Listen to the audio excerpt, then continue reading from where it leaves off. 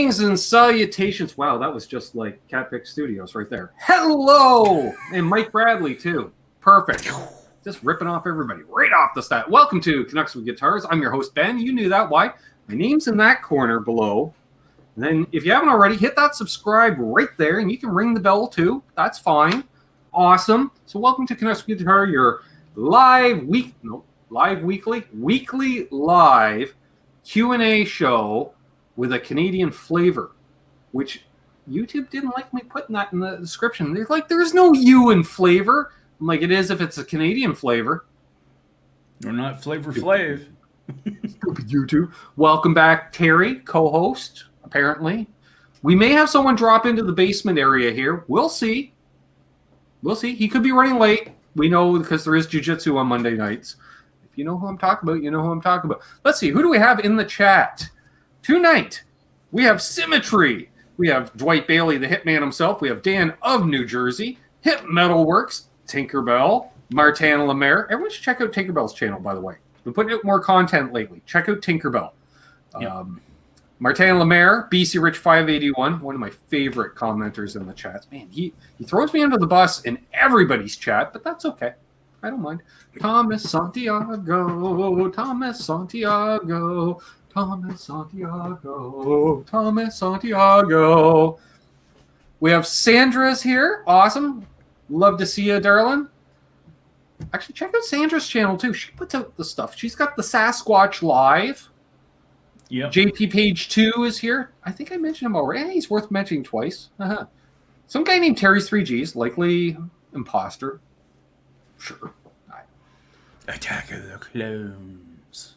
Mahogany is here. Great to see Mahogany. Vin's RJ. Down and back with Corn Dog. Heard Corn Dog might be getting a new corn dog. Just saying.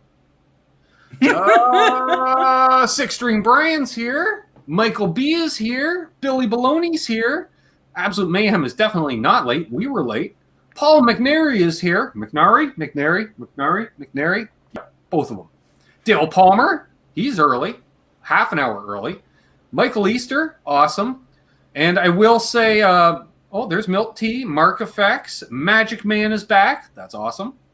You got to believe me. Sure, I believe you. I don't know what we're talking about, but I just say you got to believe me.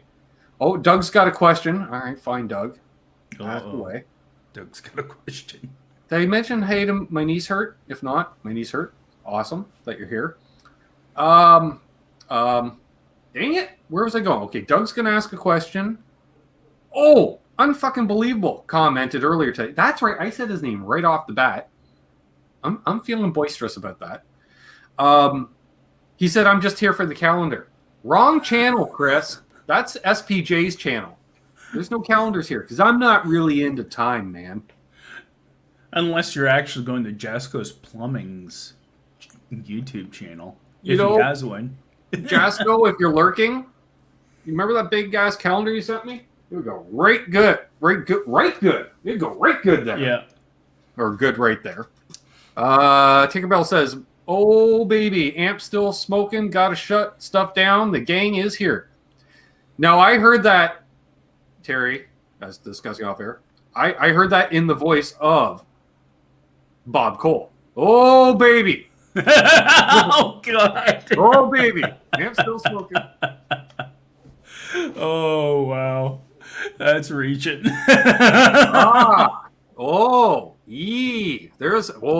This is Canadian on so many levels, Terry.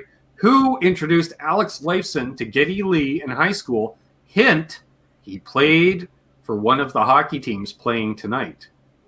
All right. How many games are there tonight in the playoffs? First of all, he says one of the hockey teams playing tonight. Now, normally as a Canuck, not a Canucks fan, but as a Canuck, there's only one game tonight, and that's Toronto-Montreal, Game 7. There is Toronto-Montreal. But Doug's a Penguins fan, Terry. Yeah. Whatever. He played for the team that just scored. Well, I'm not watching the game. I got the game on, and nobody scored yet. So he's watching a different game than you. Guitar Man 45? He must be watching it in New Zealand, from the feature. I don't know. How many games are on the bill tonight? There's only 2 games on tonight. All right, so he's not watching Toronto-Montreal then. If Toronto-Montreal scoreless, he's watching the other one. Yeah. All right, so who is the other teams? Well, I don't even know who plays in the NHL. But wait a minute. No, wait. Played. Because I'm thinking there's nobody went to school with Alex and Getty that's still playing in the NHL. There's no Gordie Howes out there. Well, that's just it. It would have to be someone that's like fairly damn old. Where did they go to school? Leaside? So GTA, Toronto boy. Bayside? Not Bayside. No, Bayside's just up the road from me. Bayside's halfway between Trenton and Belleville. It's literally the village of Bayside. But it's also the What's up, Fruitcake Tony? Bayside, California. Where Bayside is the school that's cool. I won't repeat more than that in case it's a copyright. Okay, Montreal. Sorry, my hockey trivia knowledge stops at knowing that all Canadians hate Bobby Clark. Probably for a good reason. Yep. Hit Metalworks says Ty Domi. Ty's too young to. Let me think. How old is Jamie and Alex? They got to be in their 70s. Ty's in his 50s, so. Because he's older than us. Yeah, but he's not as old as Getty and Alex. Like, Getty's old. He looks like a lawn gnome. Like, come on. There he is. SPJ has the calendar, not me.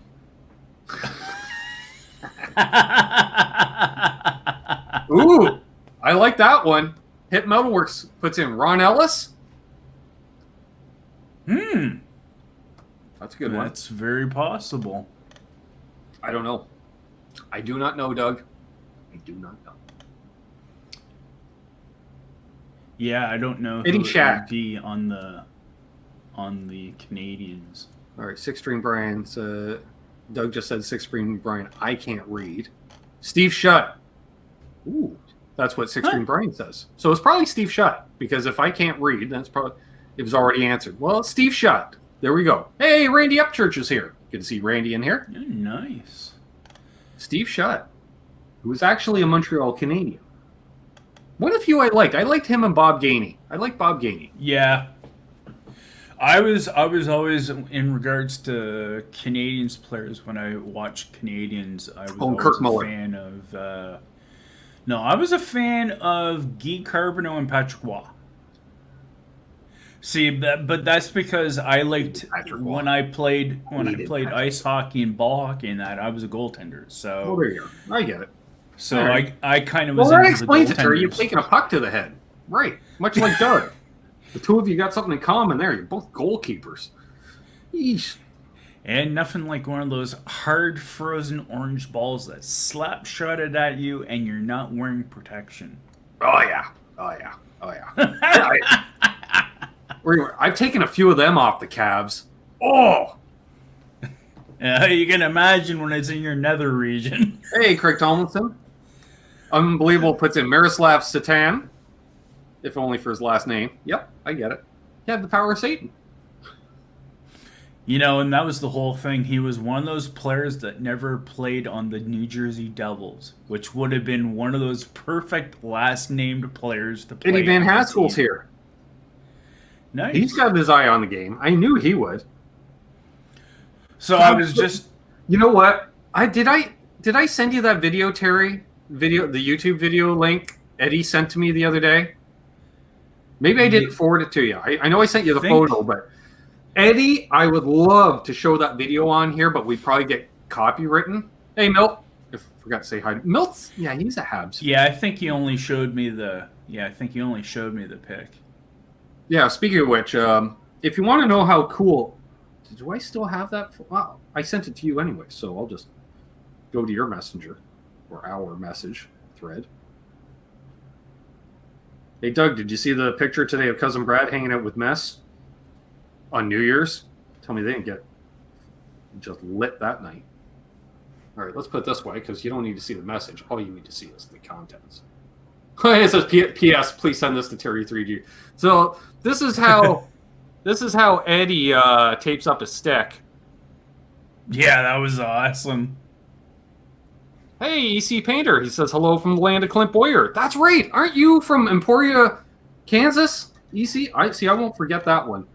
There's 2 Emporias, Terry, and I'm not talking the tobacco, because there is Emporia tobacco, or at least used to be. There's Emporia, Virginia, home of the Sadler brothers. If you're into racing, you know who they are. And then there's Emporia, Kansas, hometown of Clint Boyer. One of my faves. Hey, Mike Jones. Yep, that is a song. That's right, he is. So I remember some stuff. Anybody got any guitar questions? Curious? Doug had the closest thing to a music question tonight, and he stumped us right off the bat.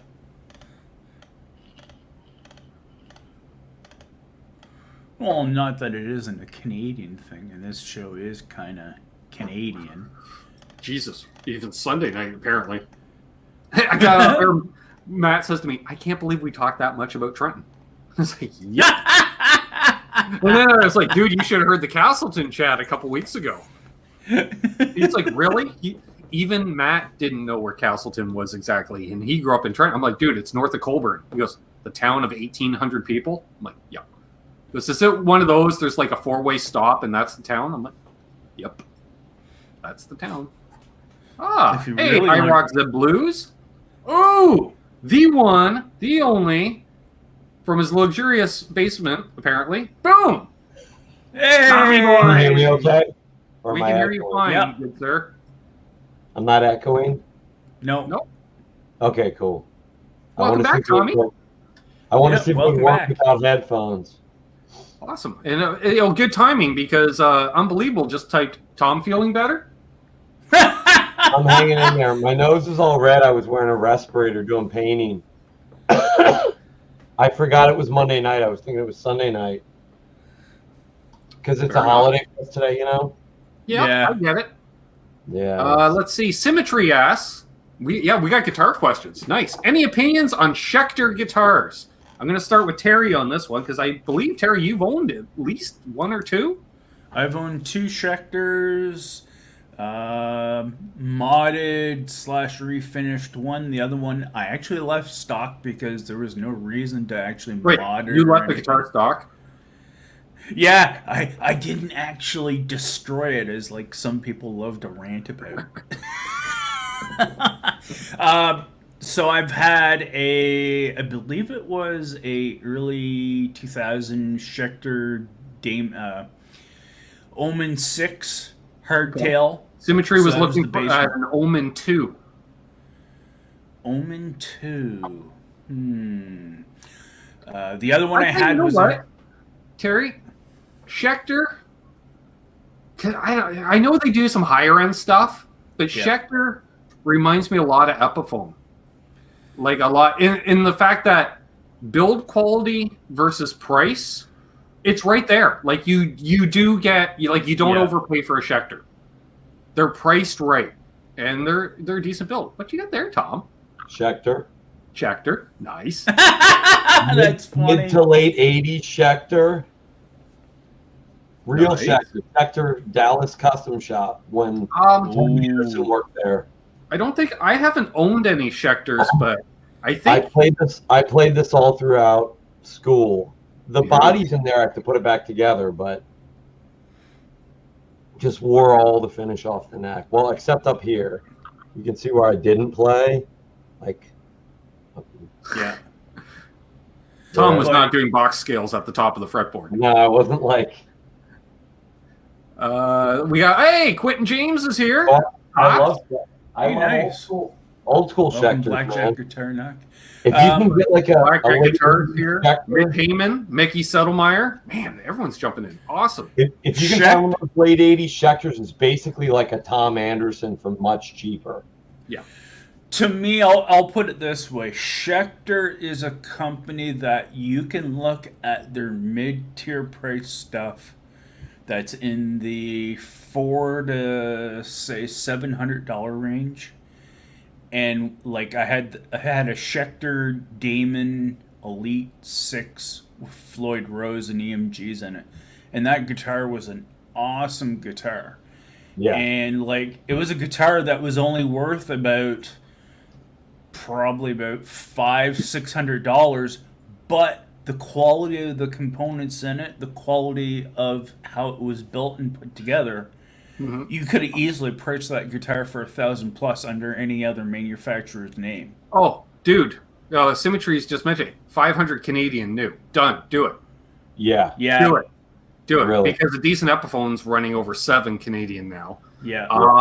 We got a bunch of questions. Well, I mean, especially if you have the skills to do things like, if you know like a Terry that can refinish it like black top and it looks professional, and then you know a Ben that can set it up for you. You know a couple of those guys, you're good to go. Yeah.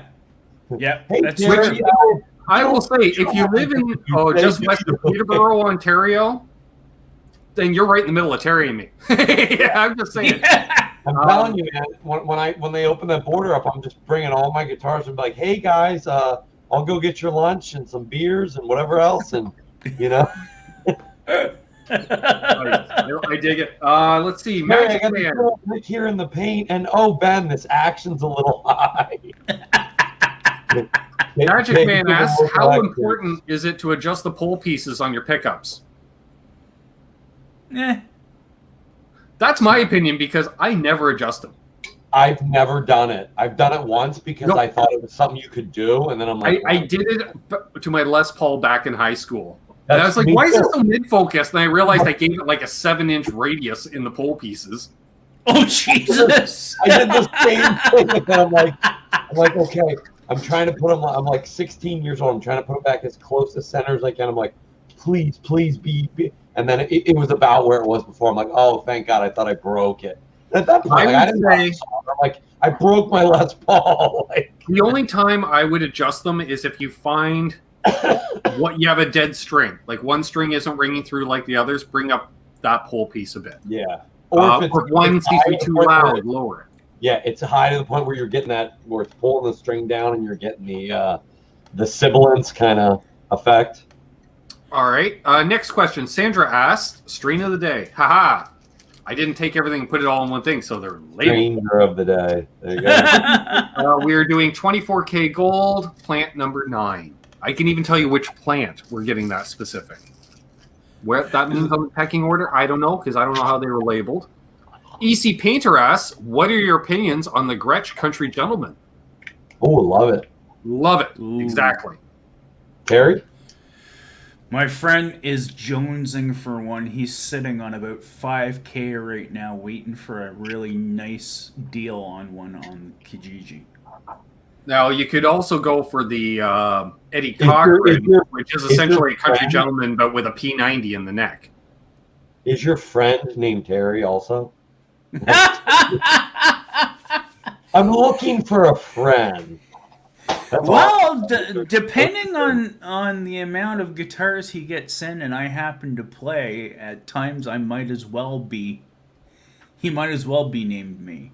Sup, Jamal? Played some of his guitars. Jamal says he has a personal issue with Schecters. It's not based on logic or anything about the guitar itself. Do they make lefties?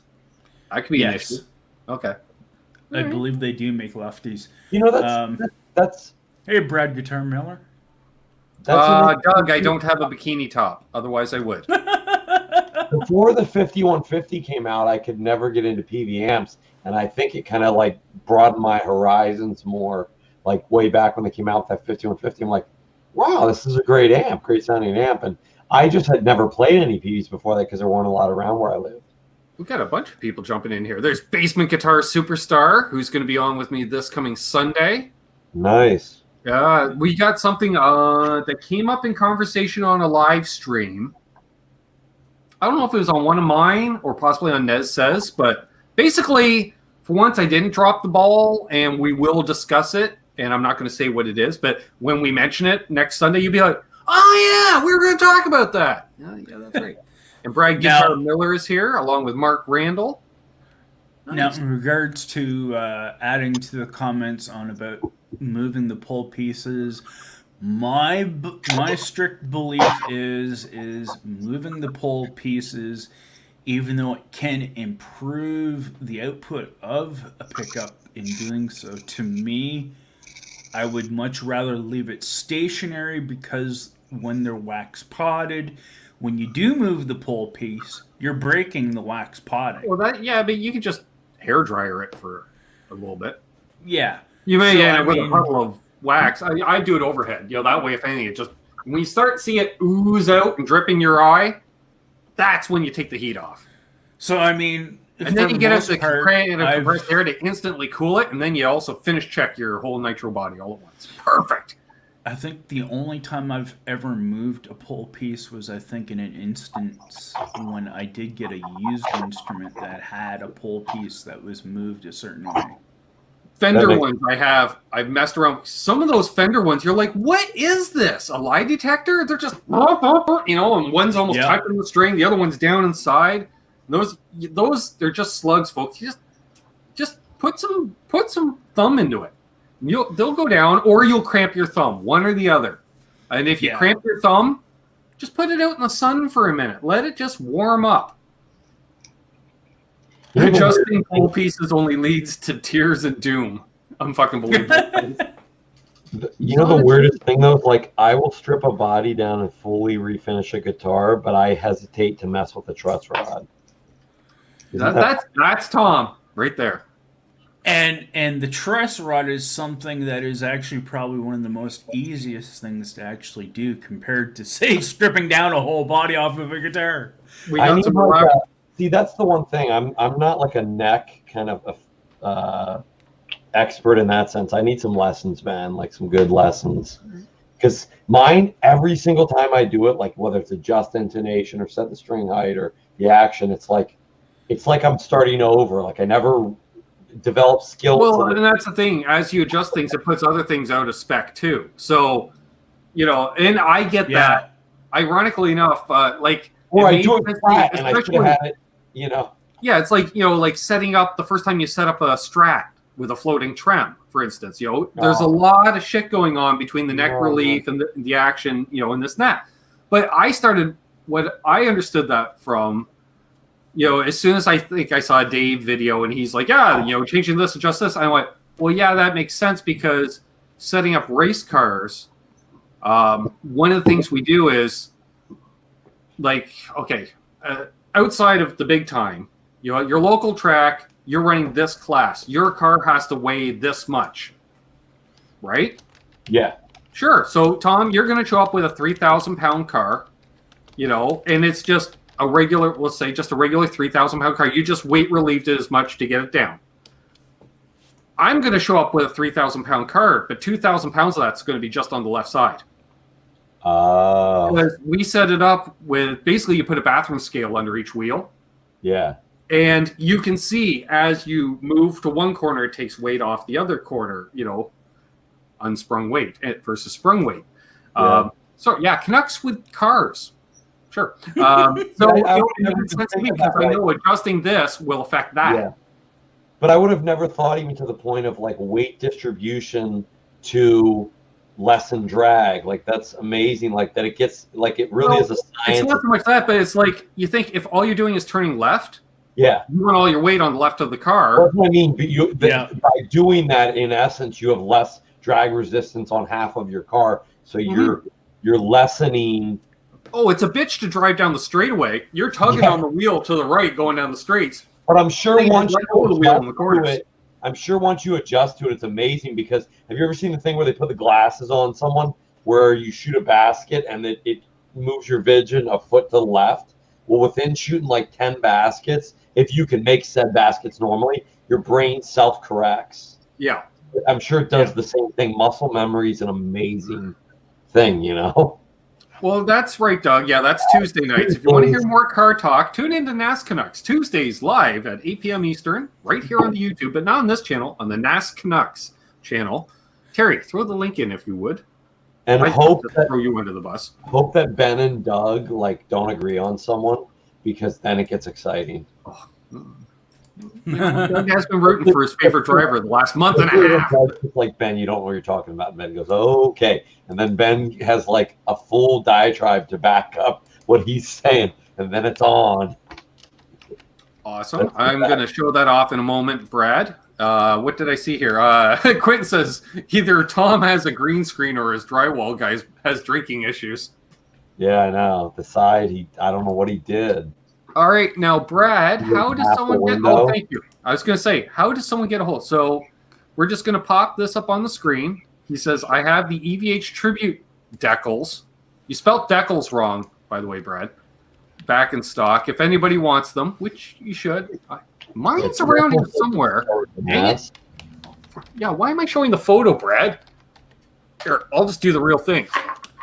You can order one of these by emailing at that PTM, which is pedal to metal guitars at gmail.com for one of these cool. What's that, like a 3x5, 4x6? I don't know. Here, almost postcard size. Well, we'll just grab a pedal for reference. There you go. See, it's a good size. It's a good size decal. I think it's a postcard 4x6. You won't see these advertised due to cease and desist orders, but it's Brad. He's Guitar Miller. Hey, yes, and then somebody had mentioned earlier. Should wish I don't like saying Happy Memorial Day because it's not happy. And in case anyone isn't up on it or doesn't have family in the military, Armed Forces Day, people currently in the military. Veterans Day, retired people in the military that lived. Memorial Day today, people that weren't allowed to come home. Oh, sweet. Yeah. So, just so you know, so don't go to a... just got my confirmation on my COVID shot. And tell them nice. Because some of them might... That was quick. That was quick, eh, Terry? Yeah.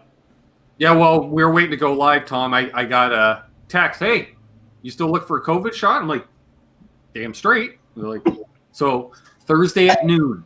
I go Thursday at noon. Are you guys still locked down in Belleville? For a few more days, anyways. Wow. Certain things are opening up, like splash pads, parks are opening up, kind of. Parks like the pools that also have the like. Splash pads, yeah, there's a lot of sprinkler, fountainy things. Kids run around. We have similar thing, yeah. Yeah, it's a great way to cool the kids off in the summer, right? And pretty much every town has one or several in them nowadays. Yeah. Oh, cool. Yeah, which is really nice. Yeah. Public park near me. So, yes, I guess yes, Memorial Day to everyone that didn't make it back. I know the military is big in the United States. Like I would say, per capita, more people in general serve there than compared to Canada. Now, there's other countries where everybody gets a turn, for a year or two. I had a roommate in Israel that was from Israel, and they have to go and put a certain amount of time in. Yeah. By law. We have to register for selective service, which means if the nation goes to war, they can draft you, but it's a whole process. Right. And Doug and I, for a number of years, we would spend Memorial Day weekend in NASCAR country. Oh, yeah. It's great. And it just happened. The first year we went down, we had a tent, and Dipstick in the chat there forgot his hammer. I didn't forget a hammer because I wasn't supplying the tent. But somebody forgot a hammer. It's so good. So just happened right across the way, because you have your rows of campsites with a little driveway, to separate each row.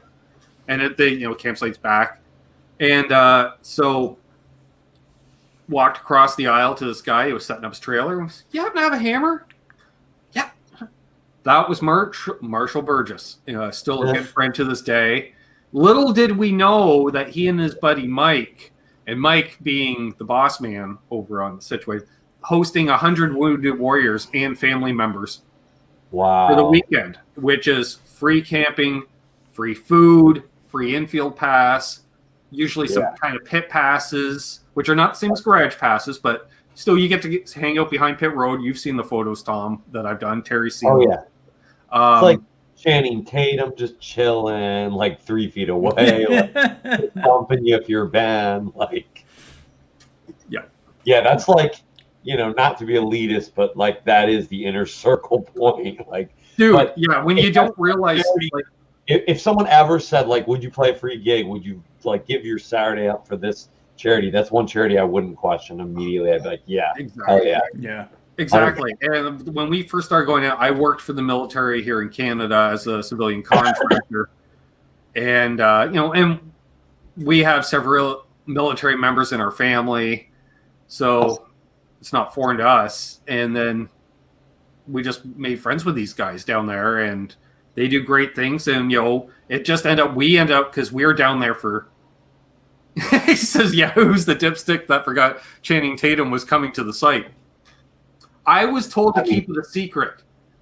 The fact straight as the day is long, but that's a handsome man. Like, he stood out in the crowd. Like, Tom, they Yeah, told me Thursday, maybe Friday morning, Friday morning, the track official came over and told the guy in charge, which was literally the one time nobody was on site. Well, Trent was, but he booked her as soon as he saw authorities.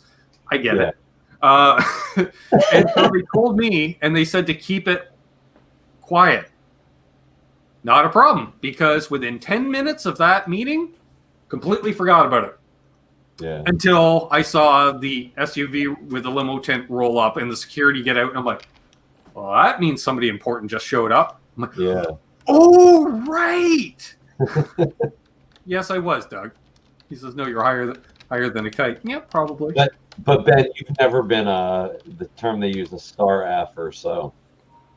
They could have told you it was, Michael Jackson coming back. Well, the thing was, by the time he showed up, is he gonna do bad, or like? Well, that's the thing. Like, by the time he showed up, I was well enough into the bag again.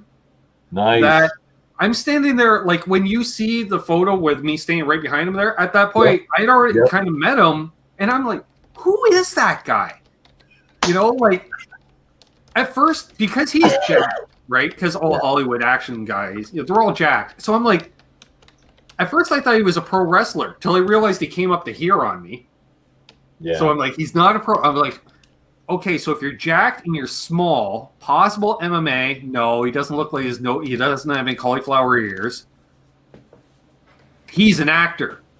And then I hear, and right at about that point, I hear, holy shit, it's Channing Tatum over my. I'm like, that's who you are.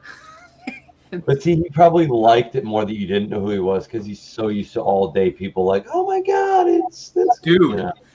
As soon as you heard, holy crap, it's Channing Tatum. Now, granted, the infield of a NASCAR race is pretty much a sausage fest, right? Well, like, let's say at least 80% male, but those 20% female. Oh, instant. And it was that Elvis Beatles grabbingness thing. Yeah, and he brought a 12-pack of Coors Light for 100 Wounded Warriors.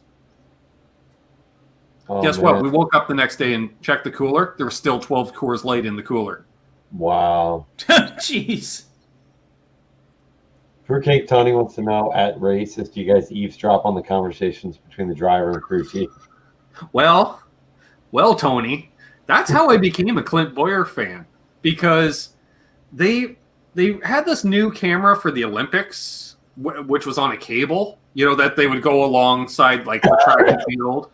So some bright person decided they hooked up one corner or one end of the cable, Tom, outside the speedway, like in the parking lot outside the front of the speedway. Then they ran the cable over top of the suites and the grandstands, hooked up to a giant-ass crane fully extended in the infield. So you can get these great shots coming out of turn 4 or, coming from away from the speedway. Basically what you would do with a drone now. Yeah. Use a drone, Fox. There's a reason that, damn near killed us, because the cable's there, and it was there, like, I don't know, all weekend, but they weren't really using it. And all of a sudden, we're sitting up in the stands there, little cameras zinging by. Yeah. And I was just like, that doesn't sound lubricated, but didn't think anything of it. Yeah. Till the cable broke. The NFL used to use those, yeah. And we're talking cable. Yeah. Okay. Yeah, but the scary part, Tom, was it broke. Fortunately, it didn't hit us in the stands, but then it's laying across the track. They haven't dropped the caution flag yet. And it doesn't matter if they do, because if you run over that with super sticky tires and it gets caught up in a car, all of a sudden you're running a guillotine across 75,000 people. I mean, and going over a cable, you know, when the difference in diameter is the difference in diameter of these two items, you know, like a soda can diameter is the diameter of that cable. Yeah, big difference. And all it's going to do is get wrapped up in the car. And that's what my biggest fear was. Like, immediately, I'm like, hit the deck, because if that gets caught, you're just raking that across 75,000 people. I'm like, oh. So during the hour it took to pick up this cable after it broke, I'm flipping around the radius because I didn't really have a favorite driver. And I was listening to Clint Boyer with his spot, and they're just like, will they get this race started? Like, the bars are going to be closed by the time this is over. This sucks. You know, I think he was still a single guy too. So, you know, like, I am just in tears laughing. So then Doug starts tuning in. Others that are with us start tuning in. Father and son are behind us.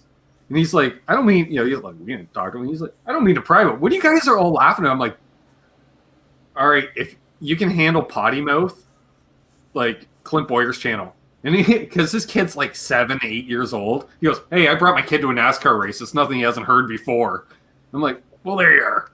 So, and they were laughing. And of course, the kid doesn't get half the jokes, but it's stuff coming on like, how's the car feel after a pit stop? He's like, where'd you get these tires? A yard sale?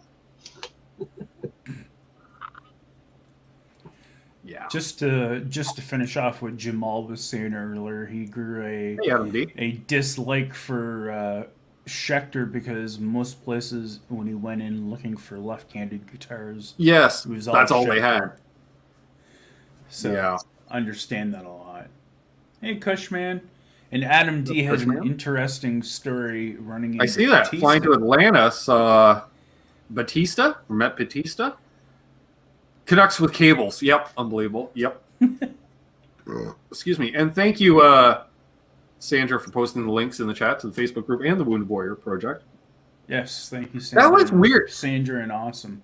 Mike, who hosted that, you know, that's Memorial Day. Mike Lieben, service. You know, Doug will tell you, he did not want any publicity. Like when Channing Tatum showed up, he goes, I'm fixing a plate for the security detail because we're one of the few people that had a golf cart. There, I say we because part of it, you know. So he would take plates of leftovers from dinner, you know, to the security gate people, to the ice house people, to whomever, you know, because he knew all these people. And then, like, the news would show up one year, and he's like, hey, throw the Canadians on. Interview them. Because they're like, talk to a bunch of people, you know, that are camping with us. Or he's doing an interview. They're like, so how far are people coming? He goes, we even have Canadians here. He always like throwing out the Canadian. Like, I have a clipping from the Charlotte Observer talking about Mike and people from as far away as Canada. We're like, that's us. Because we know there is 2 Canadians minimum, up to 4. That's when you use the point to say, don't you know I'm Channing Tatum? They're like, no, you're not. You're way too tall.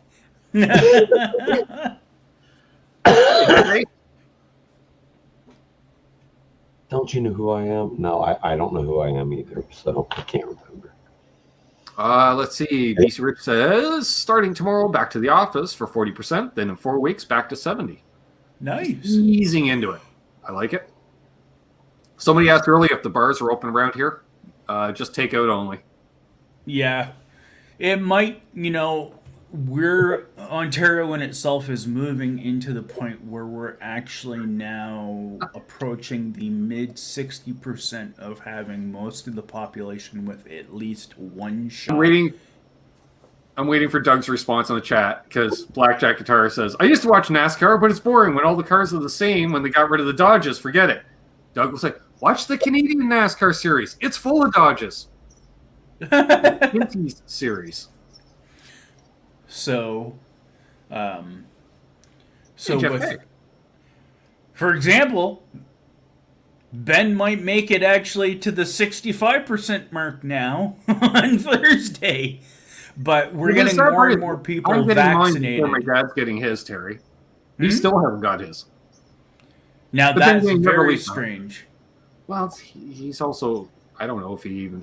I think he just signed up through the local health clinic. I'm like, no, I just signed up right on Shoppers Drug Mart because that's a local drugstore chain that I'm sure some money changed hands to be the only drugstore chain allowed to do vaccinations. Just saying. Now, granted, they are the largest drugstore chain in Ontario, but I'm not saying the CEO of that company is also friends with the premier. I'm not saying that because we don't talk politics on here, right, Terry? Right. BC Rich. There's a Canadian NASCAR, just like there's an American thing that's called Poutine. Just saying. It's funny you say that, Terry. American Poutine. When I was at Sweetwater, catering was a bunch of food trucks. What a great idea! Like just put a dozen food trucks out there, right, Tom? And I see this truck called Loaded Fries. So I walk up. I'm like, what's a loaded fry? And they're like, well, we start with a base of fries and gravy and cheese. I'm like, so poutine. I was like, except poutine sauce is really just brown gravy with a little extra pepper. And instead of cheese curds is the correct way to do it. But, and then the loaded ones. And I'm like, this is Smoke's Poutineery. Because it was like that with pulled pork on it. That with ground beef on it. I'm like, you're just a poutine place. And they're like, what's poutine? Like, they didn't know. I'm like,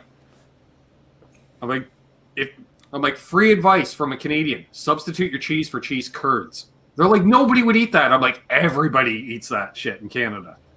So I'm curious because I'm not up on the poutine because I used to go to Canada every summer, but I never had it because I have a lactose intolerance. It's worth it. It's worth it. It's worth the pain. So what is cheese curd? I've only ever had just cheese. Cheese curd is the pre-processed part of the cheddar before they actually. So basically, it's the curd, like it's the little pieces. It's one of the before they actually make them into a bar. Make into cheese. Yeah. It's just skim it off the top, throw it in a bag. It's salty, it's rubbery. Well, that's the pure milk fat. Like if you make ghee from butter, all that. Kinda, yeah. Girls, it would be analogous to that. Yeah. So it's before you process it into the cheese when you just have all of that fat that comes to the top. Hashtag Doug's not a fan. So, bikini catch. Not like cottage cheese. It's not as thin as cottage cheese. It would be like if you just skim the curds out of cottage cheese, kind of, but it's firmer than that. So when it's used in poutine, is it fried? Is it just used in its natural? No, you just sprinkle it on the top like you would shredded cheese. And then you put your hot gravy over top. So is it gravy over top to melt it on in? Is it pasteurized or preserved in some way? No.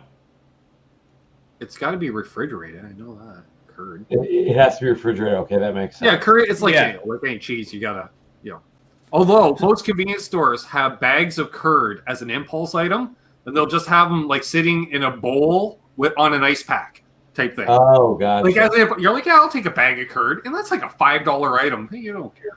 Yeah, it was probably something that used to be seen as cheap. Now it's actually a luxury item that you might have been able to get it for $3.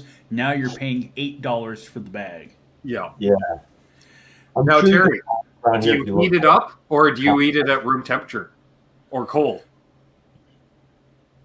It depends on who makes it and how it tastes. Hot, medium, or cold? See, most people, because you're going to go to the dairy fridge, Tom, at the convenience store. You're going to pull out a bag of curd. Most people eat it refrigerated, cold, right?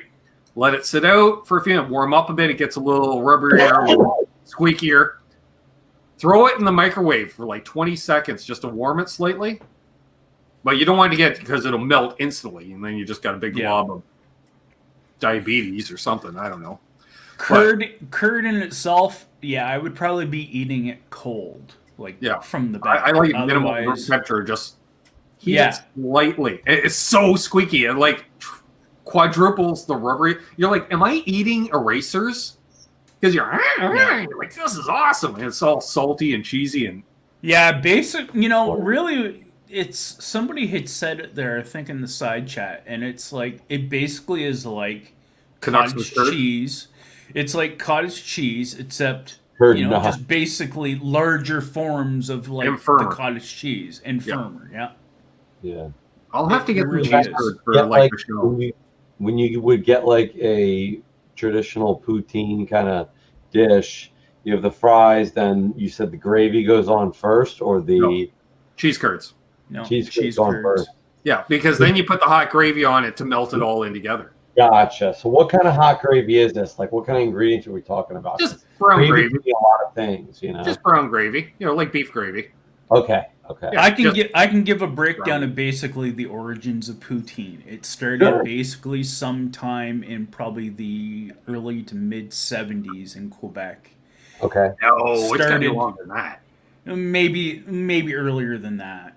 But basically the premise is somebody was drunk at night, came into a late night diner, which, drinking late at night in Quebec is a common thing for decades. That's the younger drinking age. Yeah. And what else? I think the bars were open later. Like they were open till 2 a.m. Do we have anybody from the Poutine province? That's what I call Quebec. Yeah, I don't know. I'm sure people hate that, but that's what I call it. So, anyways, as the story goes, some guy late 50s. that owned. There we go. So some guy comes into this diner. It's late in the morning. The diner's almost out of food or done or whatever, most of their food for the day. And the guy's like, I want something to eat. And the guy's like going, well, sorry, I can't make you this or I can't make you that. Well, make me something. I'm hungry. So what does the guy do? There are some fries that were not served yet. So he refries them up, gets them really crisp. And then he noticed he had some chicken scraps. He put them into a pot or whatever and made a chicken gravy. And then once he did that, he put down the crispy fries. Then he put down the cheese curds, which were something he just had laying around. And then he put the chicken gravy over. And that's how poutine started in Quebec back in the 50s. And it's my favorite post-gig food because it's, like an order. It's 2,000 calories. You're just, Yeah. Sucks up all that alcohol. Hey, Jason Sumner's back. He says, hey, back again. Awesome. Nice. What did I see in here? Late 1890s. Yeah, I agree. Mike Jones, he's talking, you don't get crappy poutine. Like, all the fast food places started doing poutine the last few years. And it's literally, they'll just use, like, shredded marble cheese, chicken gravy, gravy over, and the other thing is you gotta have the thicker French fries. You don't want like super thin shoestring fries like from McDonald's. Can't be shoestring fries. Wendy's fries or thicker, Actually, I should make some. Doug's saying goofy fries are better. Newfoundland fries are better. Yeah, Mike Jones. Yeah, Smokes. We were talking about that last night. They're great because it's 30 different poutine varieties. Like, really, it's just gravy, curd, and French fries. But then when you start adding different meats and stuff, oh, yeah. Mm-hmm. I love pulled pork. Pulled pork on it. Because then you can get rid of the gravy. Just use pulled pork, barbecue sauce, curd, fries, heart attack, all in one. Plug all your veins. Exactly, Blackjack. Hey, Sean. He's here on mobile, so we'll just say hey to everybody on behalf of Sean. yeah, Lauren. Yep. Fruitcake Tony doesn't sound like something I'd order at Hooters at 2 a.m. Ben. Well, I'm sure at Hooters at 2 a.m. the last thing you're ordering is food. Did you see the guitar that Tony got? I caught the media release, we'll say. Yes. That's not too shabby, Tony. Not too shabby. Hey, Scott's here. He was late, but he was working. That's fine. He said he's been playing it all day. It's got a great neck on it, he said. Yeah, I Doug says, missed what it Wendy's was. doesn't have gravy; they have poutine sauce. Poutine Yeah, sauce is well, I just ground gravy. don't know if he wrote it in the chat, but he got a Frankenstein replica, like an Eddie Van Halen Frankenstein. Oh, Yeah, nice. It was custom made by a guy that makes them, to like very exacting detail. Wow, that's awesome. Well, there is that, James. I agree, but there's a time and a place for each, which is pretty much all the time. LPD, yeah. And apparently, Guitar Man 45 smoked pulled pork the other night. Nice. Ooh. Nice. I almost read that as something else. Oh my God! You know what? I'm surprised. Speaking of some of the things that's involved around the channel, and some folks, I'm surprised they haven't did a weed name that yet. Pulled pork. I know. There should be pulled pork barbecues, like barbecues, barbecues where you sit around and smoke while the barbecue. Oh God! Pulled pork edibles. Yeah. No, pulled pork and pot weekend. Yeah. Yeah, hot wings. Oh, and I should mention until midnight tonight, Lawrence is doing a sale for those like Tom, myself, fucking believable, to name a few. If you want to buy in bulk, if you buy 2 or more LPD pedals, you will save 10% on your order. But you got to get the orders in tonight, right, Lawrence? See, I see your social media posts too, Lawrence. Yep. I see everything. Hey, D1, the only, as I say, the sexiest man this side of Hanoi, Boner Jams. Boner What? No, Jams. I clicked on it. There. This super chat is brought to you by the handsomeness of Bent Tom, Terry Aries, 47 Jeeves. Give me the goods. Ben, the late night menage a trois looks good on you. Well, I could go for a 4-way at some point, Boner Jams. Just saying. I hope you're doing well, my friend. Great to see you. Thank you very awesome, much. Boner. Which reminds me, why don't we thank the channel sponsors, Terry? You figured them all out last week, and I'll even put the banner up to help you. No. Wait, I gotta find the banner. Just because you click on banners, Ben, doesn't mean it shows the banner. That just means you get to choose it. That one? Yep. Perfect. Thank you to the channel sponsors of Canucks with Guitars. And Oh, wait, that's not the right one, is it? How about that one? Again, we'd like to thank LPD Pedals, Reno Fin Custom Guitars, Tesi Switch, Vibraprint, FU Tone, Flipside Music, Ardens Music, and 10 Solo Music. Nice. Thank you, Terry. Check them out. Links down below. There's some affiliate links, discount codes, this, that, and the other thing. And, of course, if you want to become a patron or a channel member, there's a link for the channel member right there. That's always fun. Or a patron. That's a great way to support channel. You get shout-outs of the patrons. I'm going to shout at the patrons now whilst I think of it, because we still got 62 people watching. Patrons! Helter Skelter. Right, I'm going to start from the bottom and work my way up to the top. Right. Paul McNary, Johnny, Charles Green, Keith H, Joe C. Can't remember if he goes by Joe C or just Joe. I think it's Joe C. Absolute Mayhem, Charles 75N, Brad Guitar Miller, Knucklehead Zero, unfucking believable. Jose Benito Martinez Jr., still one of my favorite names in YouTube. Todd Flippin' Flowers, I call him Cuz. Blackjack Guitar, who's no longer a nut. Grumpy Mike, who's anything but, just because. Great cat. Did a hang with him not too long ago. Love that guy. Speaking of cool cats, I've done some hangs with. New Guitar Day. Fruitcake Tony, that's right. Host of. Look at that. Boom. See, when you send me a hat, I'll wear it. Show me your pic every Saturday night. And also host of Halenville, not Van Halenville, copyright, Halenville on Sunday nights, where this guy loiters on every once in a while. I'm just saying. It's cool. They did the Nuge last Saturday night. Hey, Preston Smith. You too can improve the life of a Canadian for just $1 a month. All right, it's $2 Canadian, which is probably $1 American, to become a channel member. Just one cup of coffee. For the price of a double a month, you too can support this guy. Lauren just did 1,000 LPD newsletter subs, he said. Nice.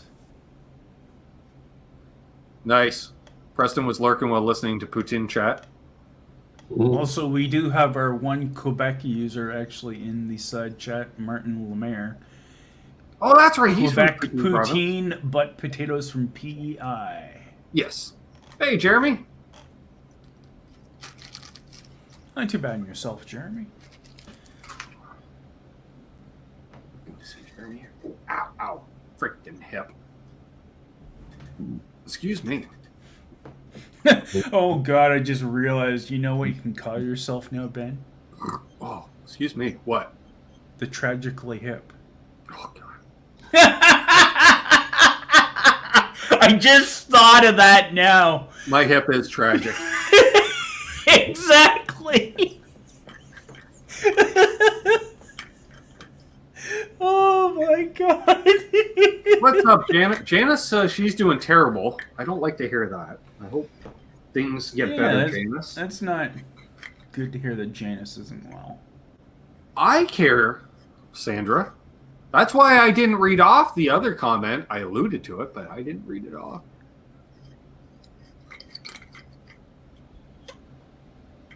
I care very much when women show up because it skews the demographic pleasantly. What do you mean we don't care? We actually mentioned you and thanked you for helping. So now she's laughing her ass off. Well, see, that's how Sandra gets me. She can just do one little thing. You know, she'll be like, hey. And I'm like, what? What'd I do? She's like, gotcha. maybe she's getting into your nice little bag of goodies you got there. Does anyone have musical round stores in their communities? Where do they get their inventory? Seems like they have 6 to 7 of the same item at the same time. I've heard of Musical Round. That's a chain, but isn't it a chain of pawn shops? I can talk about it unless Tom knows more about Musical Round. No. Wow, you really don't? No. I'm surprised. Hey, Cool Tunes Made Easy. Okay, yeah. Being a Canadian and I actually know about Music Go Round more than an American, that's kind of scary. Oh, man. Yeah, I'm not really familiar with them. Basically, Music Go Round is a chain of stores that buy and sell used musical gear. Sounds like my kind of store. So they're like a Guitar Center or whatnot. They sell through eBay. They sell online, just like when you look at Guitar Center's used section. Okay. So it's basically like that. They take on, I believe, if I remember correctly, I've seen factory seconds. I've seen new. I've seen used. And when I mean used, I've seen all ranges of used. From like I was thinking that pristine to like, looked like the thing had been thrown into a nest of rats and chewed on. If they see it as having a value, they will bring it in and they will buy it from you and resell it. They sell a lot of seconds as well. Okay. Franchise, Quentin says. Gotcha. Yeah, we didn't have any anywhere that I remember close to anywhere that I've lived. Yeah. So I've never seen it, but well, with that brand in store, Stephen Douglas is here. Could be merry-go-round, depending on how much you flip your musical instruments and gear. So, I mean, it's been a store that I've looked at for possibly buying stuff, but again, the inherent problem with like a lot of businesses down there, they don't seem to list or say much about shipping north of the border. they look like most of their stuff is like in the States, or more specifically in a certain state or region. But yeah, that is possible, Jeff. But also at the same time, game. Mm-hmm. But also at the crap. But that happens when I use that saxophone a little too much. Not going to read that one out loud. But also at the same time, could be somebody, maybe somebody in an area went and bought like a certain color of Jazzmaster or a certain Mickey, guitar. I can go for a hot dog. Hot dogs fresh off the barbecue. Yep, got my attention. Janice was saying they're putting ads on her songs, and she doesn't have 1,000 subs yet. Yes. I read the new terms and conditions. YouTube's been just flagging me with those emails as a content creator. Yeah. They're like, are you aware? I'm like, yes. You email me daily. Thank you very much. Yeah, and part of the thing is says they will be placing ads on all videos, regardless of the size of channel. Quentin said he worked for Musicore, and they would buy pallets of our seconds. Oh yeah, I believe it. They'd buy them at like 20, 30, 40 cents on the dollar, and then just recoup a percentage on that. And I was gonna say the ads on smaller channels is not a new thing, because I remember literally they've been putting 2 years ago watching a for Guitar like Hack video 2 years ago when he had say 300 subs, and there was an ad. It sucks, so they just do it, and you don't get the option. That really just sucks. Which means I think subscribe to Janice so she can get to 1,000, so she can monetize, so at least she can get a piece of the action. Everyone subscribe to Janice right now. Yeah, help Janice. We'll even go into overtime here as a result. Thank you, Buzz. And yeah, I can see it as well. Used to have very reasonable prices, but haven't been in years. And yeah, that's basically why, like, I noticed that too. Like, back when I was looking at the site, like, even like. Sure, that's why. Unbelievable. That's why. I thought it was a personality. Had to do it. Yeah, even if you're not monetized, Tinkerbell, every channel now potentially will have ads on it. Yeah. Expect that to really kick in, tomorrow or by next week. Wow. June 2nd is when it officially kicks in, if I remember correctly. June 2nd? Yes. That they've said no matter what level of YouTube channel you have, we reserve the right to put in any advertisement that we feel is appropriate. Any couple pennies or dimes or nickels we can out of you. It's ridiculous. Dang. Thanks again, Boner James. Yeah. On a serious note, really good to see Ben Tom on the show tonight. I agree.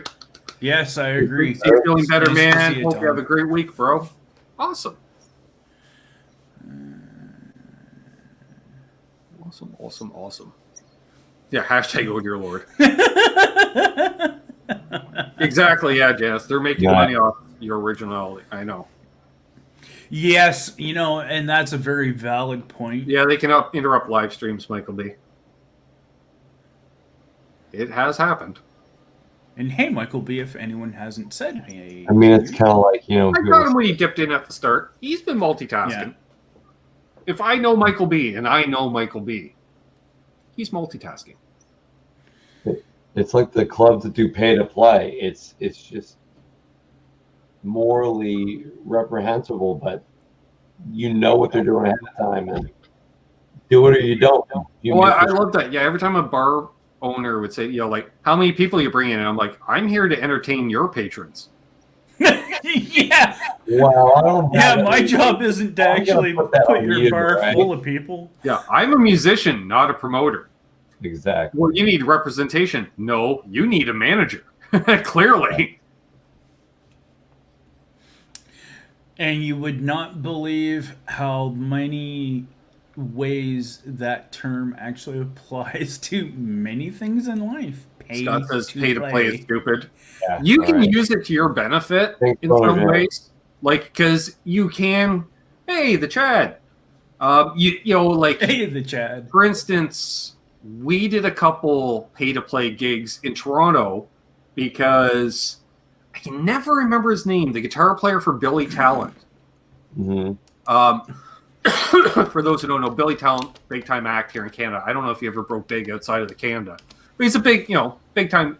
And his guitar player also works for, let's say, Sony Canada. I think it is. He works for them as well as a scout, among other things, right? And so I knew he was going to be at a venue. We had a chance to play. I said, how much are the tickets? And it was, it was like $200 because it was 20 tickets at $10 a piece, and you sell them for 20. Mm-hmm. All right. So, we each sell one to our girlfriend. Type thing, whether they go or not, because they'll buy them anyways. And then you got like people like Mayhem, they'll buy the ticket knowing they're not going to go to Toronto to see it, but it gets you there. Yeah. So we basically break even on that. So then it's just like, well, then what are we out? Gas and booze and food. All right, well, I'm willing to do that because we're going to be able to play for this guy. Thank you, Sandra. Which was awesome because you were playing on a club on Queen Street West, which is, our Sunset Strip in many ways. Overcapacity crowd. Don't even go on stage till damn near 1 a.m. Yep. Let's go. Just so, a quick it has benefits. Or, like for me, for a lark, hey, do you want to open for Anvil? Fuck yeah, let's open for Anvil. Michael agrees with you Johnny. On the play stuff, man. Yeah, there's a time and a place for it, but don't do it forever. Pigeonhole yourself as like, oh, this guy will do it. Well, it's like the singers that dominate karaoke night but won't join a band. Just like only in certain parts of Nevada is it legal to pay to play. Metaphor. You're going to drop in on a skateboard, man. You have to full commit, The best guy is exactly, Quentin. It's the guy that won't full commit. We played for free. We just charged $1,000 to load in and out all our gear. Exactly. And you know what? You undercharged. I've seen your gear, Quentin, back in the day. You undercharged. Yeah, Quentin. You bring a crowd, it can work. Exactly, Michael. That's the other thing. Like Anvil. All right, 20 tickets. Boom. Like we asked for more because then at that point we're making money because they fronted us the rest of the tickets because they're like, all right, you already sold out, hit us up at the venue, and they booked us up to direct support as well because we sold more tickets because they're like, oh, you brought the crowd. Like, yep, cool. Yeah, it kind of reminds me when I seen Anvil in Aurelia 3-4 years ago, and it was in their one kind of used to be a bingo hall. But they turned it into like a little concert venue area. And it was like the two bands that were playing before them were kind of The second band had potential, except for the guy who had a little Kurt Hammond envy. A little heavy with the wall, was he? Like about 90% of their songs involved him standing there. And then on top of that, it was a guy who looked like he was about 5'4", 5'6". So it's a little guy and he's wah, wah, wah, wah. It's like, my God. So in some ways, he actually kind of ruined some of their music from using the wah pedal. And then like Anvil came on, but that place even back then was... There had to have been at least 80 people in it.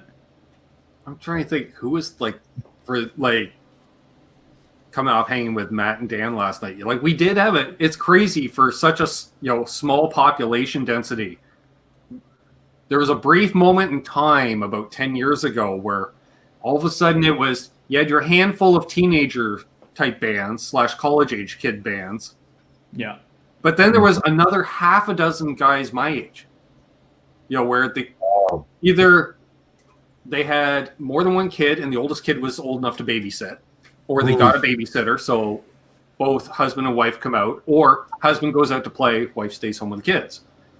And the way they saw it too, and those guys, they all play, like the Dead Sparrow stuff. They weren't in it for the money. They looked at it the same as playing. If you join a rec league hockey team, you got to pay to rent the rink. So, they didn't mind, cover the gas, maybe buy them a round of beers. The shows. Renting out, just balls or at bars. And I was promoting at that time, so I put together bills of, there was, I don't know, let's say 7 bands to choose from. So you put together bills of 3 to 4 bands, different combination. Sure. Once a week. Or was it once a month? Once a month I did out in Frankfurt. Oh my God, that place was small. It was, I guess you would consider it a pub, because of size, because of a converted house, essentially. Okay. Yeah. And I put on punk and metal shows there. Like, the real metal night, the Cops were there 4 times, and we had 5 bands. And they didn't shut you down after the 3rd time? No, because it was the same cop. Most of the time. It was the same. She was really cool. I think her boyfriend played in the band, she said. And I was like, she's like, I'm like, I can't go in. Like, she's like, I get it. I'm like, because the drums make a certain amount of noise. And you can't be drowned out by the drums. She's like, I get it.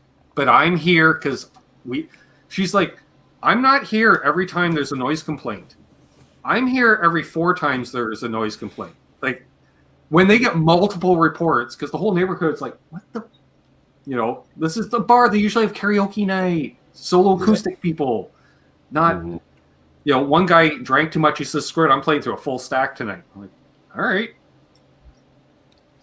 Drummer has real double kick set up, shit like that. You're like, all right, we'll just push the tables back more. Like, literally, we took every tables and chairs, because it's a restaurant during the day, stacked them all, and just opened everything up.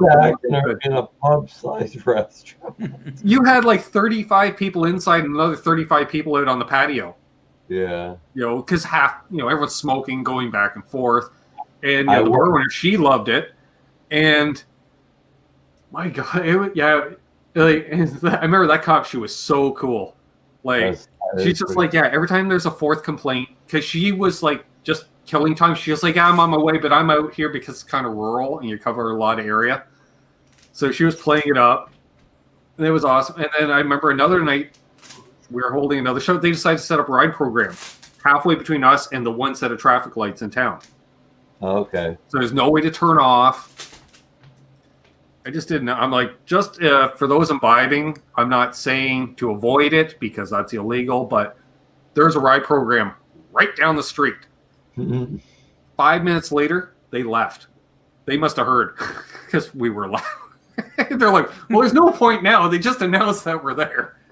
So it's like, well, you're clearly there to entrap my patrons. That was a good time. Ben Quentin has actually a really good question. I use my left foot for my wah and pedals. That weird? Yes. And also, if this helps your answer, if this skews your answer, the last time that Quentin played live, you could still use smoke in the clubs. So does that change your answer? I don't think I played anywhere, because they got rid of smoking. Shit. Could I? No. 2005, they found, like, this was one of the last bastions of Ontario where you could. Like, they got rid of it in Peterborough in the 90s. And it was like 10 years later, this area is like, fuck you. We're smoking in the bars. But by the time we started gigging, you couldn't. I wish you could. That's why we always loved outdoor gigs, because we could smoke. Yeah, I remember at one point when, like, I thought there was no chance in hell ever in my entire lifetime that they would ban smoking, and, like, especially like bars and clubs that had bands, because, like, that just seemed like it was part and parcel with the whole thing, But it's almost weird now. It's like, can you imagine if you saw the next Guns N' Roses coming up playing a small, seedy club? There's no smoke in the air, like, artificial vapor to simulate smoke. Yeah, pretty much fruitcake, Tony. Pretty much. Well, we had a fog machine one night at that place, and that was ridiculous. So you turn on, like, turn it off. And I think it all is because Richie was doing, for somebody's birthday, he played Sweet Leaf. Except the problem was they forgot how to play Sweet Leaf. They learned it the day before and forgot it by the next day. I get it. I get it. It's like cramming for a test, you know? As for what Quentin said, in my case, I actually flip-flop both my left and right feet. Even though I'm left-handed, I use it with my right foot. Same as playing right-handed. Because it's always at that side it's on the right side of my pedal board. That's what I was going to say as well, too. It would also depend on how you have your pedal board set up or where you are on the stage. That might also influence what foot you use more than the other. Craig Tomlinson asks, favorite clean boost? I don't mess around with clean boosts, but that Exotic Effects Marshall in a box, that actually kind of had a nice boost element, which was one of the dip settings, I believe, was that you could actually make it like a boost pedal. I'm going to go with... Answer. I can only give a half an answer. What are you going with, Tom? I can only give a half an answer. All right. It's made by LPD and it has 4 knobs, but I can't give info. Oh, do you have one of those too? Oh, you do have one of those too. Soon will be your favorite boost as well. Tom, you as well have one of these. As I showed it off last night. Yep. It's something of the rodent variety, you say? Nope. No. That I can talk about. That's this. Tom. Yep. Not the orange one. Yeah, but Tom, you know what this is, right? Yeah. Tom. I know. Oh. I have a different pedal. I have his ugly sister. No. Yeah. But that's cool, yeah. But I'm gonna just go and be blatant. I'm gonna say the Nice Drive, because it works great as a boost. You keep the gain below you. That is what I was also thinking too. That one here. Yeah, that one. Yeah. Which, if you're interested in purchasing one, if we can get enough people badgering Lawrence to do another run, he will do another run. I think he said I got to get 10 pre-orders. Info at lpdpedals.com. Here's what I would say. Don't think of it as like getting the sound of a small, like straight Class A, like low wattage amp, but straight like tube amp overdriven. Think of it instead as you're getting a real even, nice, clean boost with no crazy artifacts, but with perfect amounts of adjustable coloration. You know what I mean? Like if you throw it on a clean backline amp and there's just no flavor to it, but it doesn't sound bad. It's just straight Fender. Yeah. It's going to give nice little ups and downs at certain frequencies. There's some great suggestions on a boost for that people already have, like the Spark. Exotic EP booster is nice. Exotic EP booster. That's another highly popular one with a lot of people. But any kind of pedal, whether it's an overdrive or distortion, if it's in that see you, Cushman family, can be made as a boost. Just it's quite versatile. The whole way up on the drive, the whole way down. Well, hell, a lot of people look at the Tube Screamer as a boost. Yeah, the Ibanez Tube Screamer. Yeah, and then of course, there is that other thing that we can't talk about. Game changer, Terry. Game changer. It's nice. Lawrence is like, no, I wouldn't know. I'm not privileged like you guys into things like that.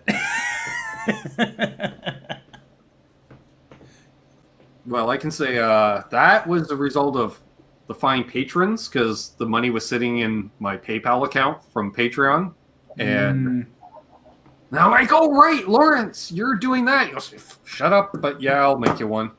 Which is basically the same thing, Tom. Lawrence, he's like, shut up, I'll make you one. Just shh. I feel bad. It's like, to stop the harassment, okay, Yeah, I guess Sean Zimmerman says it right. Gain down, volume up works as a boost, as an overdrive does. Yeah, pretty much when I you agree. stack drives. I mean, you can 100%. use any kind of drive as a booster. Where the Really. hell is that pedal get off to? Do a preview of the pedal demo that's coming out Wednesday, but I don't know where it Yeah, I went. agree 100%. Damn it. I lost it. How did you lose the pedal? Well, It was boosting the signal by a little bit, and then the amount of overdrive that you pull in very minimally is your coloration to that. Absolute mayhem. I just can't play good enough to justify an LPD pedal.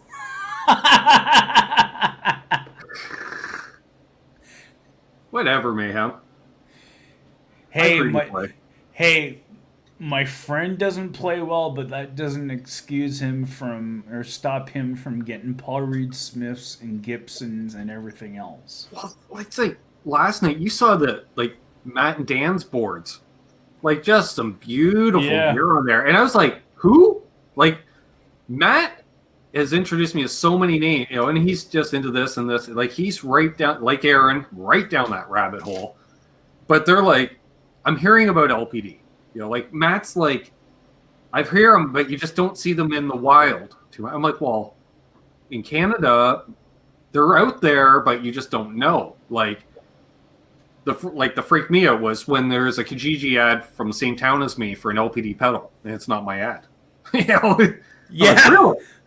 I don't live in a large city. Somebody's getting in on my territory. I gotta contact them.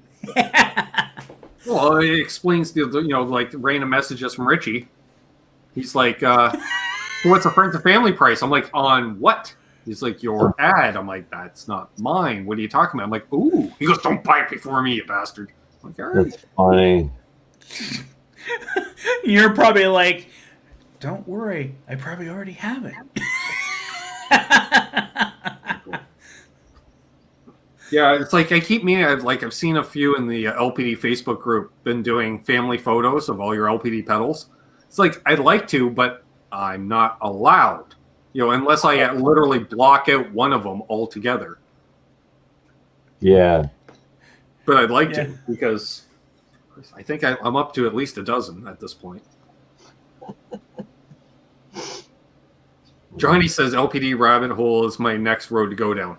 You won't be disappointed. I was just going to say, that's actually funny, actually thinking about that Lawrence named that one pedal that, because that's actually what a lot of people he gets, who buy his pedals, that's basically what they do. They go down a rabbit hole, and it's like, oh, yeah, oh, this one looks good. Oh, this one looks good. Oh, this one looks good. It's like Lawrence makes the finest crack cocaine in the pedal world.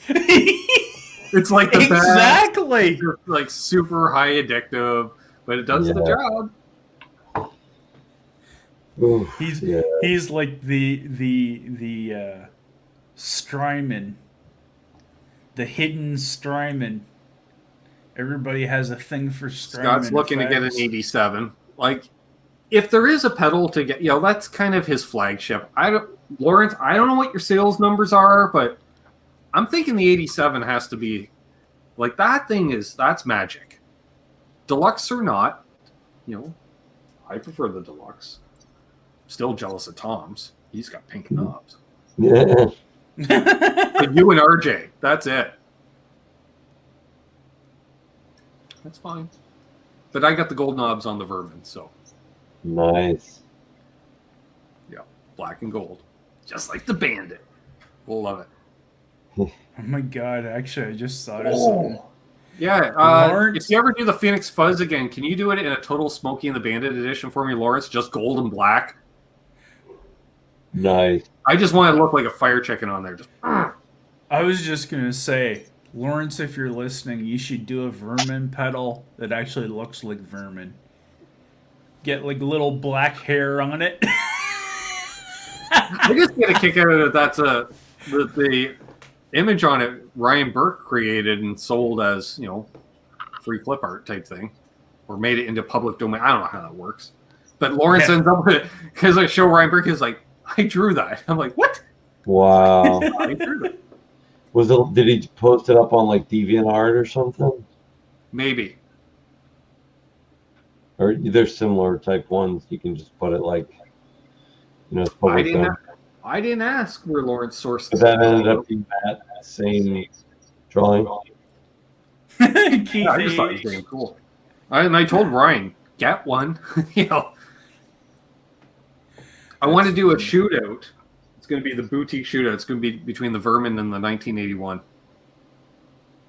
Nice. It's the most narrow, shootout ever. I'm alienating, I don't know what, 98% of the guitar buying market. First of all, you got to be into rats, and then you got to be into boutique rats, essentially. Yep. But I never get around to doing shootouts. But think about it. I might do an easy one where it's I'll grab 5 of a similar pedal. I won't actually play them all, but I could talk about one versus the other, and then this is the one that I'd end up using. Blah, blah, blah. Yes, absolute mayhem, like the Foxy Tone box that used to come in a fuzzy, furry outer casing. Nice. And actually, the new ones actually still do come in that same orange, fuzzy kind of encasing on the outside of it. Johnny said he likes boutique. Who doesn't? I was thinking about that. Lawrence used to use the term artisan built, right? But Terry, we have master built guitars. Aren't these master built pedals? When these where it's a dude, whether it be Lawrence or Zach at Mythos, Keeley when he was building Justice. Well, Keeley's bigger now, but still in a sense, but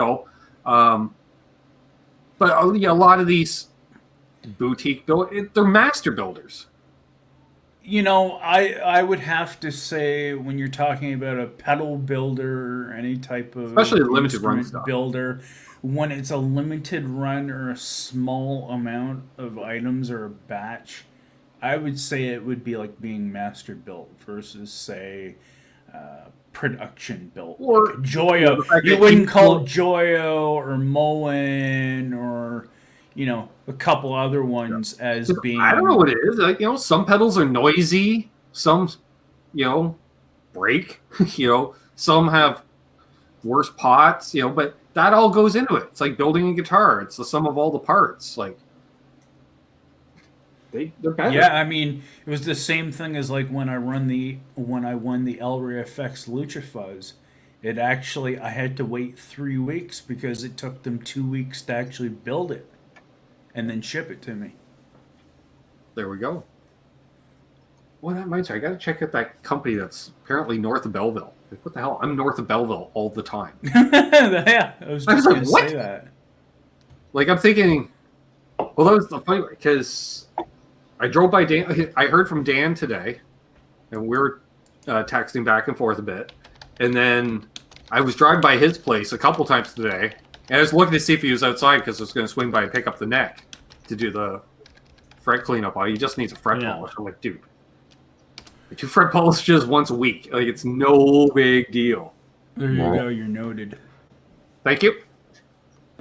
So, yeah. So we're gonna do that, and then I'm gonna borrow his 1981, and he's gonna borrow the Vermin.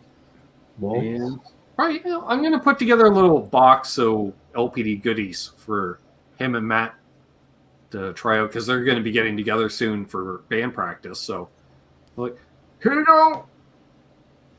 Yes, Martin and Lemaire. Leafs will be able to hit the golf course now. I was wondering what that was. Now I get what the 3-1. Okay. Toronto, Montreal. That was a biggie. Well, they also lost one of their major defensemen. So yeah, same here, Johnny. That's the thing. It's like supporting your independent bands, right? In many ways. Yeah. Yeah, there really is a lot. And that's, as I talk about a lot, is, pro-consumer. And in a lot of ways, these smaller builder types are probably the most pro-consumer, type of folks out there. There we are. Thoughts on that, Tom? Compared If you're away for a minute. I was saying how boutique pedals, aren't they master-built pedals? We have master-built guitars. And especially those like those one-man operations. Yeah. Yeah. So, like... Pretty much. I mean, it seems like it. Yeah. Like, I remember Lawrence used the term artisan, but I was like master-built. Artisan series. Copyright. Artisan, I wouldn't say. Well, artisan makes sense because it's one man operation, and that's essentially it's artisan. It's one dude. Yeah, but to not me, saying artisan is more of, I believe, more I think a it's food product than a musical product. Yeah, I think it's almost one step above something like a master belt, because if you think about it, if you're master builder, you're still doing the same design, building for that company. You're just really good at it. If you're doing it and it's your company and it's your pedal design. Yeah, that's true. Artisan would be one step above master built even. All right, touche, Lawrence. Just erase the last 5 minutes. Sorry, folks. Like I would have equated those like the John Suhr guitars that he only made 100 of them, but he did each one by hand himself. Yeah. Like all the fretwork himself. He came in on Sundays for like a year or two straight. Keith Thorne was talking about it, and he just did all the work himself. I agree on the Klon there, Preston. Yeah. That's in that I'd be fine with, as what Johnny said, artistic crafters versus artisan. The man down in Louisville doesn't realize there was a hockey game tonight, which I noticed somebody wrote in the chat before we went live. We're like, ooh, bold, going opposite. Toronto-Montreal Game 7. Meanwhile, Scott says the Klon so overrated. I don't know. I reserve judgment on that until I actually play one. I know I like the circuit.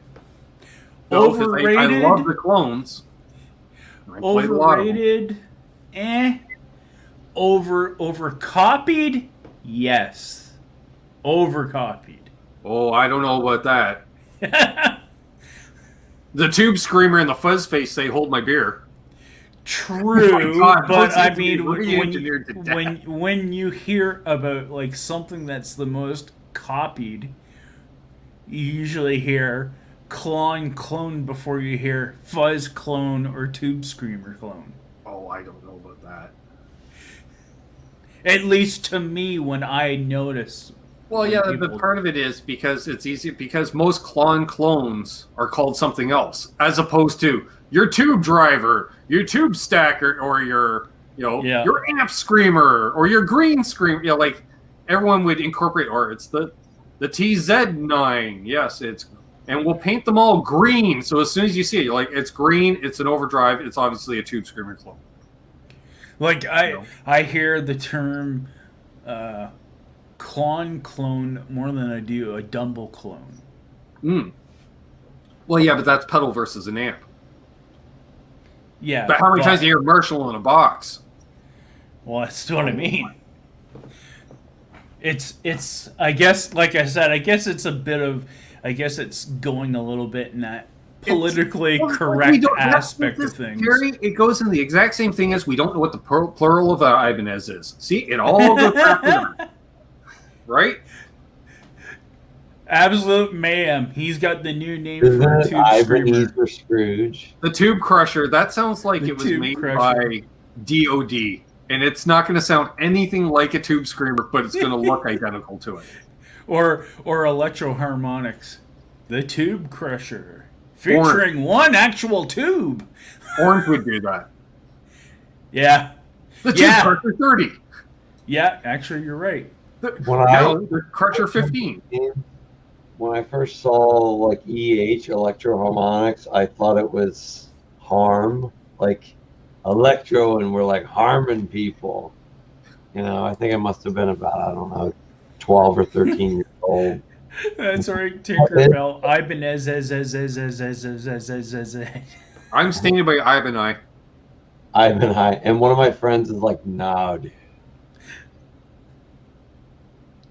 Ivan I. That's, yeah. There's a lot of people that own the Ibanezes that wish they would Iban I. When they had the really, really low end, they first started doing the super cheap low end. I think they were like sub $100 when they came out. And they just, I guess they could have been good, but the quality control was shit on them. And my buddy sold them at the time at the shop where he worked, and he used to call them Ivan had. Like, yeah, what kind of things do you have that's got like a tremolo and a humbucker? Okay, I'm just throwing this out here. Quentin James says, my first pedal was Electro-Harmonix Lineal Power Booster, the LPB1. That's because that was the only pedal around, Quentin, because you're old. That was the first pedal ever. You sure that wasn't Lawrence Petros Boost 1? I kid because I love him. Now there's going to be a dang video made. I just know it. Dang it. Lawrence must have had his first job at EA. Yeah, that's what everybody does, Mayhem. That's the cop-out. I have 4 Ibanez guitars. They always throw guitars. Well, we know they're guitars. Ben, did you see the one where he... Has anyone seen an Ibanez ukulele? I think not. And he got Jen Majura to give a shout-out to Emmett. And he goes... You realize Emmett, and he says something in German real quick, and he says, you realize Emmett is a bird, a parakeet. And she goes, oh, hi, Emmett. Jen's awesome like that, though. Oh, man. Not only is she like a ripping ass player, but she's so cool. Yeah. She's actually got some really cool content on her YouTube channel. She's just, she's fierce, like the way she plays, you know? Mm-hmm. Quentin James is like, 2 amps? Can't you kids afford anything made in this century? I don't really care for... It's like I've been saying it. I think I've been saying it for like 15 years.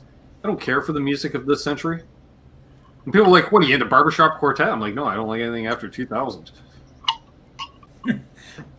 Yes, you hear Ben going. I do want a Friedman. Oh God, I want a Friedman. I want a Ben's... JJ Jr. so flippin' bad. You hear Ben on this channel going, hello, my baby. Hello, my darling. Hello, my ragtime gal. At least it's in public domain. I won't get copyrighted. Hey, Terry. Yeah, sure. We're just going to wait quietly till he does it, right?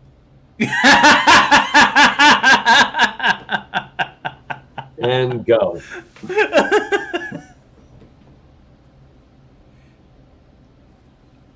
Well, the crowd's liking it.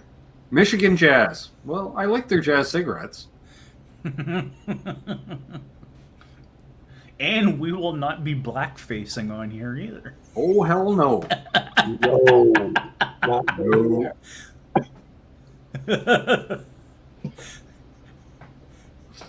Quentin doesn't like anything after Pearl Jam's 10. That's fine. That's fine. I saw them on that tour. That was a good set. Strong set. He doesn't care for anything after Pearl Jam's 10, then I guess he didn't like Vitology. Neither did I. I thought there were some good songs on Vitology. But it wasn't 10. 10 was a strong album. Yeah, you know, and but if we go that route.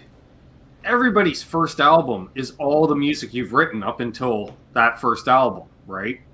So some bands have years to draw upon for material.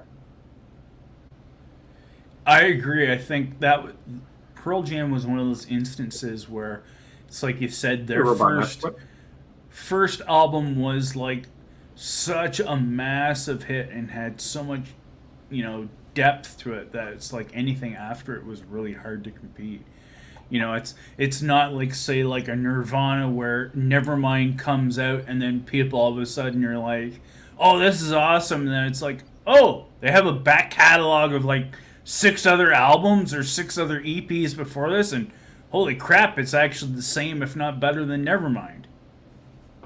Yeah, I it think the doesn't happen very Incesticide often. album was my favorite Nirvana album. Which one? Incesticide.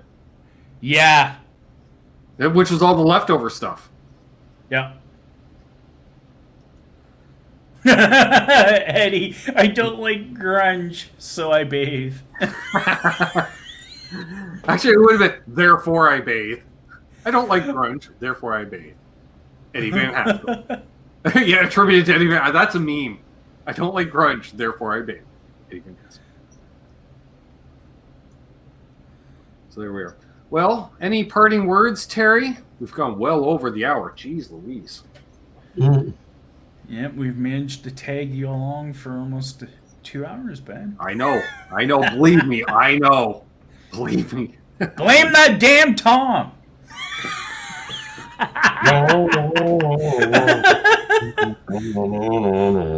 want to hear Ben sing it. Give it to him one more time, Terry.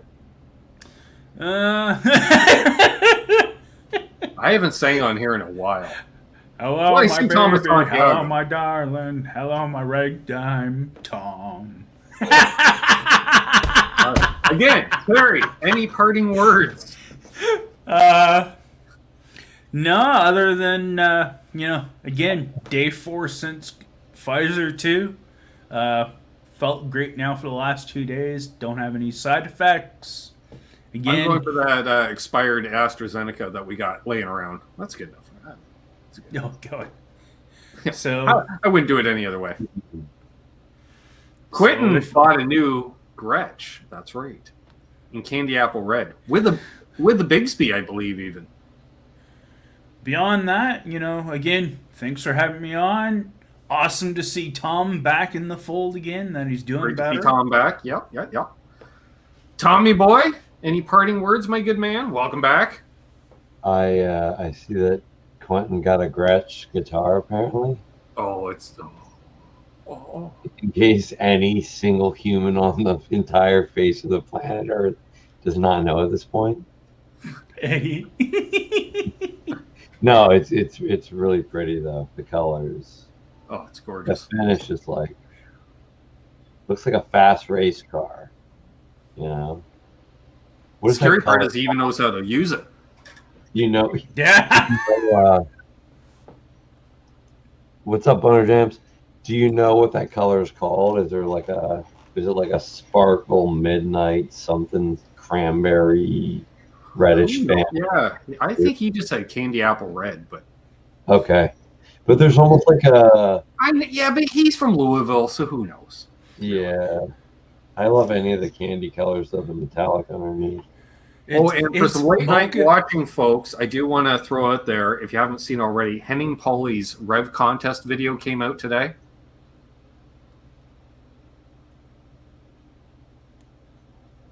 I saw it. It's... I have it queued up. Dude, I laughed my ass off. As a Canadian, I gotta see it. oh my epic, God. epic, Tom. Epic. It's awesome. So candy apple red. There we are. Candy apple red. So yeah. Check that out tonight, folks. That if you haven't already. Hilarious. So on behalf of Terry and Tom and myself, perfect. This has been Canucks with Guitars. Thank you, everybody that tuned in tonight. Channel members, patrons, those who contributed, the Mod Squad, of course. Throwing the links right there in the chat when we need them most. And when we need them least? Nope, just when we need them most. Perfect. Love that. What do we got going on? Tomorrow night, Canucks. Well, no, not Canucks with NASCARs. Sort of.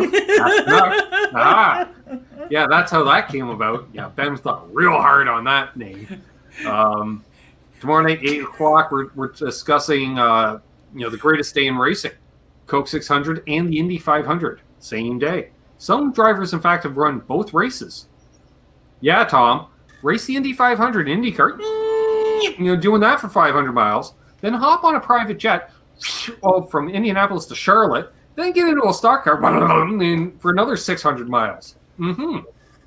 Yep, it's been Like done. those ultra marathoners that are like 26.2 miles. It's a lot of turning left, Tom. It's a lot of turning left. Let's do 100 miles instead. Like, yep. You're not the same. Like, you're not a human. You're some sort of alien. Like, yeah, that's insane. Yeah. Preston, you're gonna love it. You're gonna love it. So yeah, we got that going Tuesday. Wednesday, Nez says, myself and Dave Nesdahl, and more than likely Ty Price will be there. Do we have a guest? Don't know. Haven't heard anything. Do we? As of right now, nope. So who knows? Last week was Terry. Tom wasn't around. That's fine. So was Terry. So who knows? It could be Tom. Who knows? We'll see. Who knows? Could be both. Could be both. Me and Tom. Who knows? Who knows? So yeah, and then what? Oh, I don't have to. No, wait, and I have videos coming out too. Right. So Wednesday, it's a green pedal. There's a hint. It's a green, but it's cool. It's green. Doesn't have 4 legs and a tail. No, it's got 4 feet though. Haha. What do we got? Friday, part 2 of the restoration of the J Tercer. That'll be coming out. That's awesome. Thanks, Mayhem. Put the link to Henning's video in there. I was just thinking if Quentin made his own pedal. Yes, Preston. You know, Preston, I'm pretty open, so just hit me up. Whenever, it's cool. We're due for a Preston Smith hang. Woohoo! We're so due. It's going to be fun. I think he would say put 15 feet around the bottom, just so it's a pain in the ass to take it all off. I should do the epic road trip drive, the 4 hours to 4.5, 5 traffic. Yeah, 5 hours to North Bay. Hang out with Preston. Hey, Thanks, where I'm heading now. I'm going to turn left, and I'm driving to Terry's house. It'd be what? North Bay to your place, about 3 hours, Terry? Because you kind of just, assuming there's a road that you can go across. Because that's the problem with the Canadian wilderness and such. There might not be a road that goes from North Bay to Terry's neck of the woods. Highway 12 to 69. Well, there we are. And North Bay is about hour and a half. Easy. Scott. He's just off Georgian Bay, Preston. Scott said he'll make Quentin a pedal. It'll be called the Droopy Drawers. Oh, like God. It. Is that a slapback delay? Something slap back that I don't want to know about. Well, if you've seen Quentin, it's more of a flatback.